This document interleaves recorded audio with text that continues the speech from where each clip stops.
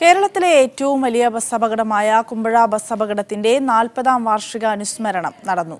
ദുരന്തത്തിന് ഇരയായവരുടെ ബന്ധുക്കളും അപകടത്തിൽ നിന്നും രക്ഷപ്പെട്ടവരും അനുസ്മരണത്തിൽ പങ്കെടുത്തു. മലയാലപ്പുഴ ഗ്രാമപഞ്ചായത്തിന്റെ നേതൃത്വത്തിലാണ് ചടങ്ങ് സംഘടിപ്പിച്ചത്. 1979 മാർച്ച് 30-നാണ് പുതുക്കുളം തലച്ചിറ റൂട്ടിലോടുന്ന കോമോസ് എന്ന സ്വകാര്യ ബസ് കുമ്പഴയിൽ അപകടത്തിൽപ്പെടുന്നത്. 46 പേരാണ് അപകടത്തിൽ മരണപ്പെട്ടത്. മലയാലപ്പുഴ ക്ഷേത്ര ദർശനം കഴിഞ്ഞ് മടങ്ങിയവരും വിദ്യാർത്ഥികളും ഉദ്യോഗസ്ഥരുമായിരുന്നു ഏറെയും.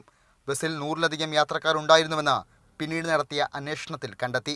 കേരളത്തിനകത്തും പുറത്തുമായി ചികിത്സ തേടി മാസങ്ങളോളം നരകയാതന അനുഭവിച്ച ശേഷം മരണത്തിന് കീഴടങ്ങിയവരുമുണ്ട്. അപകടത്തിന് 40ാം വാർഷികമായി ഇന്നലെ ഇരയായവരുടെ ബന്ധുക്കളും അപകടത്തിൽ നിന്ന് രക്ഷപ്പെട്ടവരും നാട്ടുകാരും ഒത്തുകൂടി അപകടം നടന്ന സ്ഥലത്ത് പുഷ്പാർച്ചന നടത്തി.